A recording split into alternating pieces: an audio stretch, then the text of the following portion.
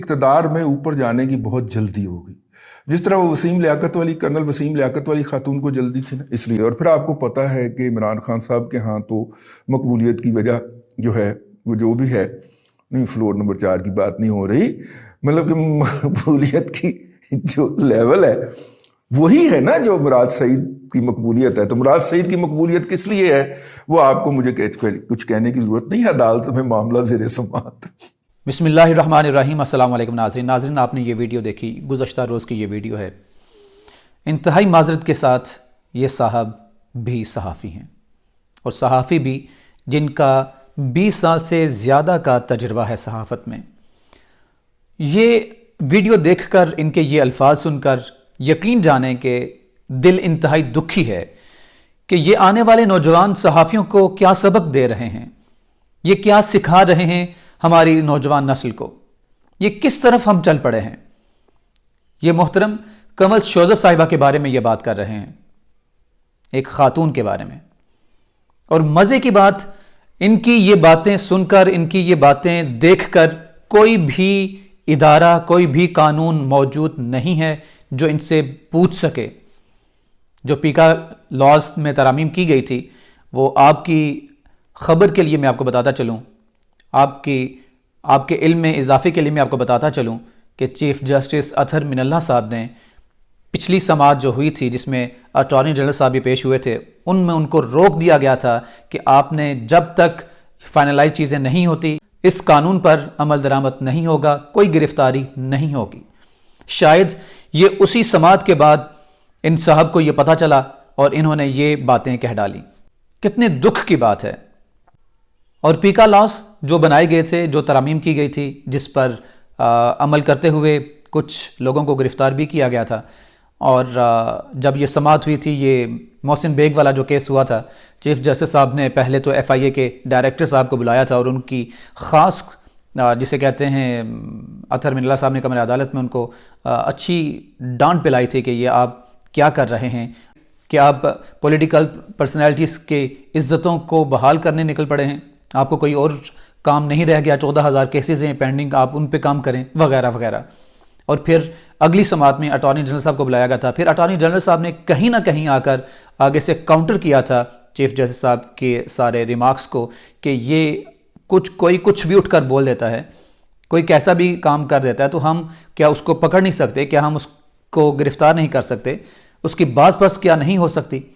तो ये सारी चीज़ें कमरे अदालत में चलती रही थी। लेकिन जो आखिरी समाअत हुई थी, उसमें दो टोक अटॉर्नी जनरल साहब को ये कहकर रोक दिया गया था इन गिरफ्तारियों से कि ऐसी कोई गिरफ्तारी अमल में नहीं लाई जाएगी जब तक वज़ीर आज़म इमरान खान और काबीना से आप ये सारी डिस्कस करके नहीं आ जाते कि कोई भी हद के इज़्ज़त का जो कानून है उसको इस तरह से क्रिमिनलाइज नहीं किया जाएगा। ये उन दिनों की बात है जब वज़ीर आज़म इमरान खान अपने वफ़द के साथ रूस में मौजूद थे। जब वो रूस से वापस आए तो वज़ीर इत्तलात फवाद चौधरी साहब की जानिब से एक ट्वीट सामने आया। उनकी जानिब से कहा गया कि मैं इन पीका लॉज की मुकम्मल हिमायत करता हूँ। ये कहना कि ये कानून होना ही नहीं चाहिए, हाँ आप तरमीम कर सकते हैं, आप इसमें बेहतरी ला सकते हैं, लेकिन ये कहना कि ये कानून होना ही नहीं चाहिए, ये सरासर गलत है। ये फवाद चौधरी साहब की जानिब से कहा गया कि सोशल मीडिया पर इज़्ज़तों से खिलवाड़ किया जाता है। कोई तो हो जो इनसे पूछने वाला हो, ये हम कौन से मुल्क में रह रहे हैं। वीडियो सामने आई, कमल शोज़ब साहिबा की तरफ से एक ट्वीट सामने आया।